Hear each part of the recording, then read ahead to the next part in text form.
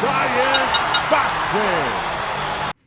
Princesa, tell us a little bit about yourself, like some things that people don't know about you. I'm the Besides that, you got a dope ass style and shit. I'm the flyweight champion of the world. That's my boxing, that's my world title bout right there. Shout out to the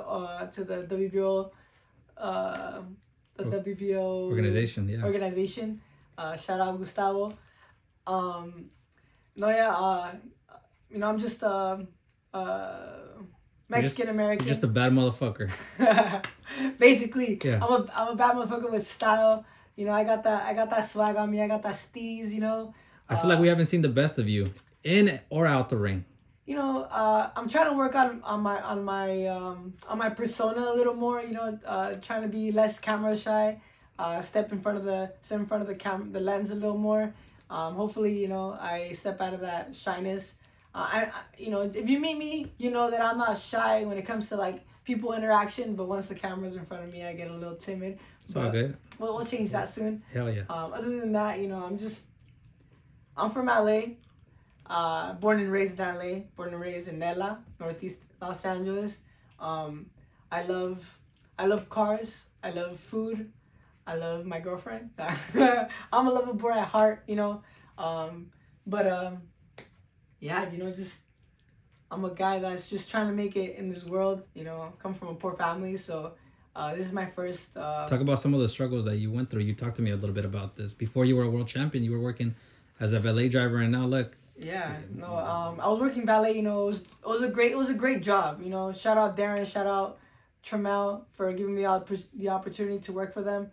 But I made a lot of friends in the valet business. But it was just not paying my bills. My name is Princesa. I like to live a lavish lifestyle. I like to, do my nails, get a haircut. I don't have to pay for a haircut because I'm also a barber.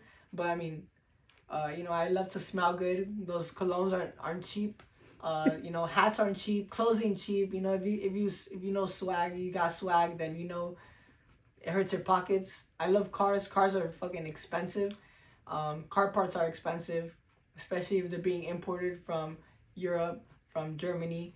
It's not easy. And I love looking good. I love, if you look the best, you're gonna feel the best. And right now. Maybe I may not have. You're chilling right now. I'm just chill.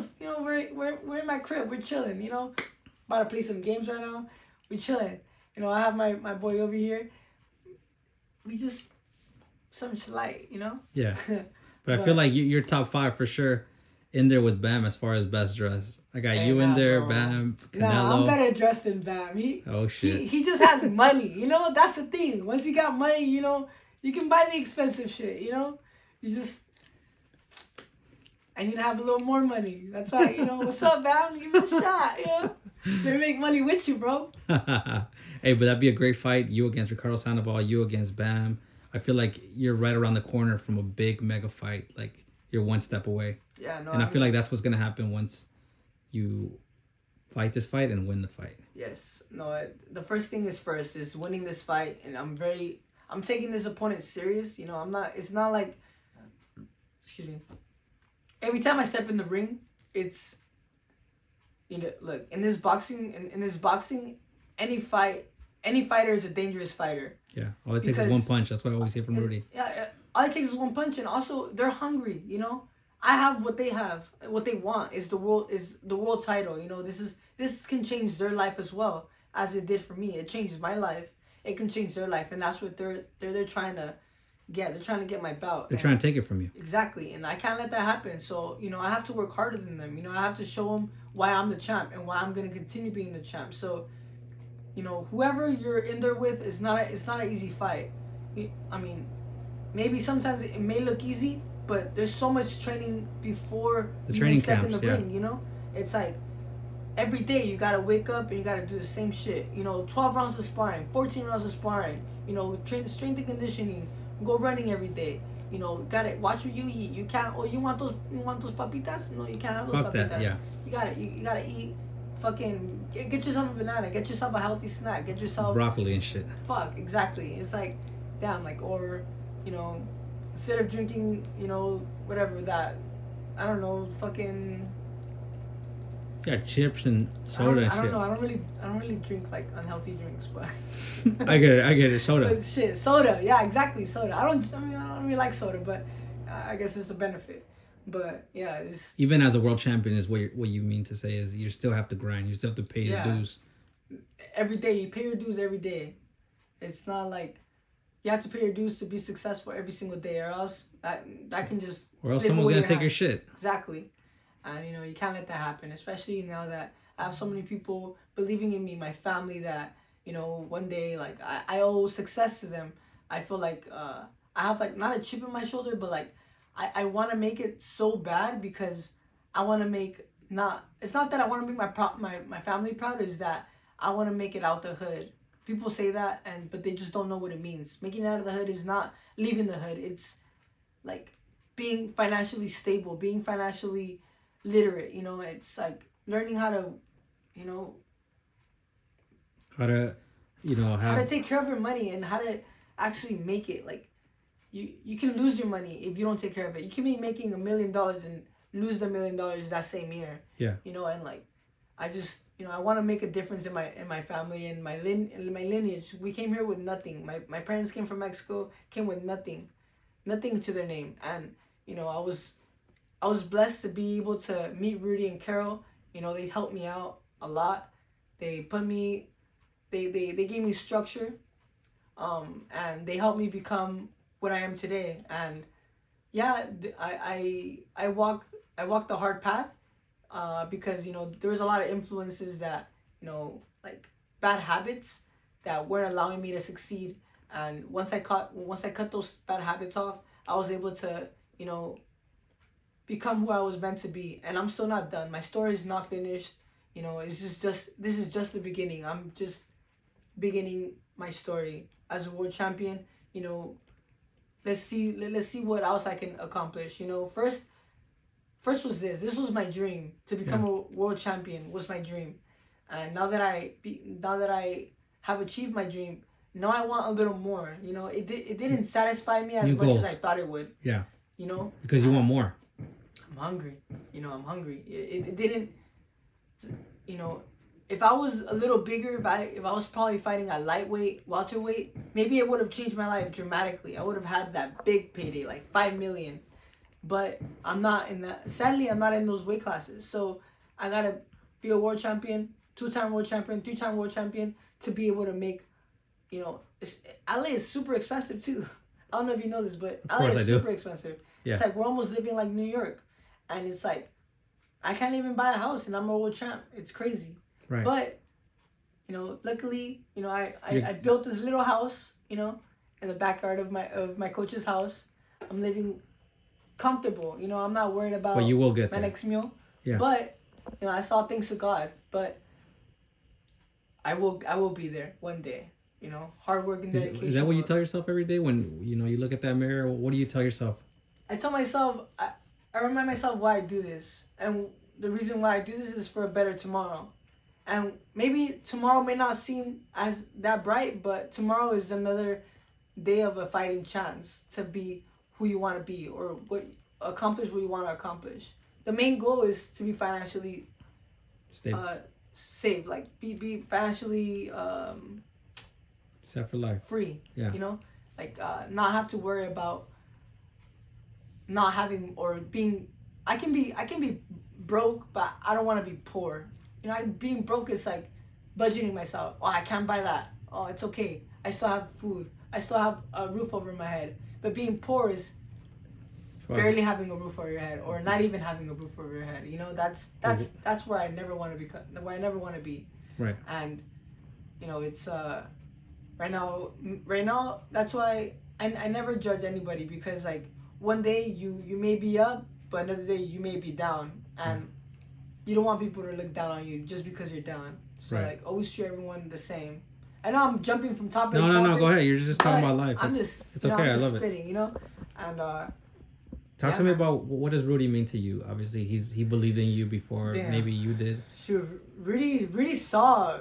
I don't know what he saw, but he saw something. He said that he will make me oh, he won't not make me a champion. He said that he said that's up to me whether I want to become a champion or not. But he said he can give me the opportunity to fight for a world title in less than 10 fights. He said whatever I did after that was all up to me, because it's one thing getting to being world champion, is one Staying thing there. keeping that world title and going for more. And now I understand why, because people like may feel like they made it as soon as they become world champion. They get a big head. But honestly, I don't know what is it about me, but I never felt like high and mighty. I haven't felt like that ever since I became champion. I just feel like I feel the same, just like with a target on my back. Now I gotta work harder because I want to keep it. I want to keep these like better paychecks. You know, I want to keep that because a paycheck at a time will help me in the long run. So, I mean, I'm just hungry. I'm hungrier now than I was before I became a champion. Right. And just wrap up real quick.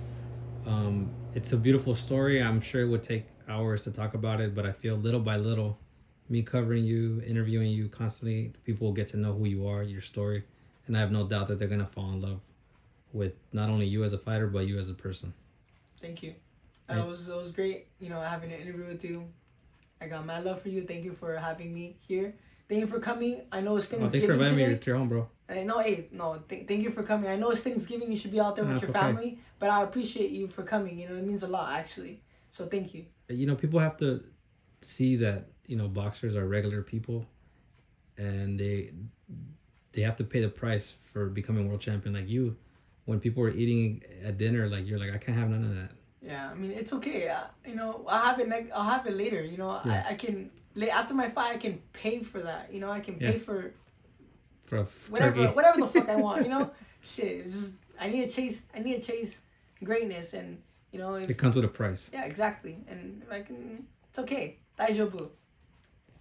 Tony, obviously you have a big fight coming up, defending a world title. Yes. Tell me about it. What's up? Oh, I'm excited. You know, I feel like I wanna show like I'm not a nice guy inside the ring, you know, and I feel like I have enough knockouts to prove that I'm not a nice guy inside the ring, but I want to also show that, you know, I have speed, I have good boxing, you know.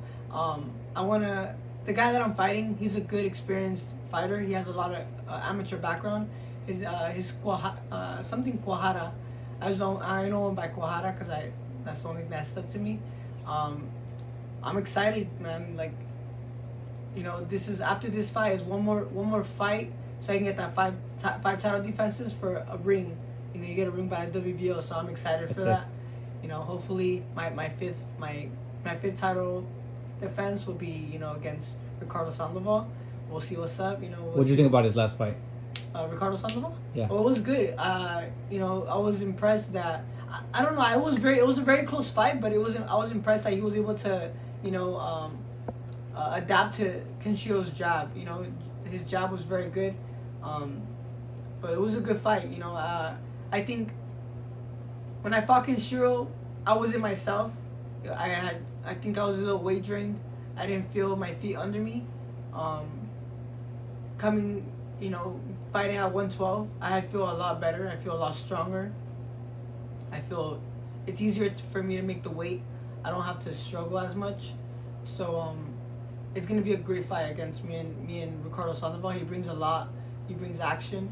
He brings. I mean, he's a champ. He beat Kenshiro for a reason, right? He should be good. So I mean, I'm excited to, you know, take that next level, take that next step to unify the titles against another great champion. What do you tell Ricardo Sandoval if he's watching, him or Oscar De La Hoya? Man, just give me the opportunity for the people to watch a great fight. That would be a dope fight in LA.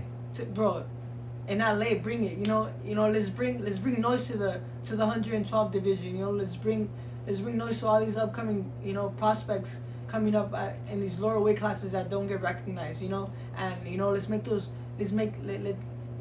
only way we can make that happen is if two great champions come and collide together and make a great fight. You know, who's to say that, you know, we may have like a rematch because it was such a good close fight. I could see a fight of the year type of fight. Hey, It's gonna be all action. I tell you that.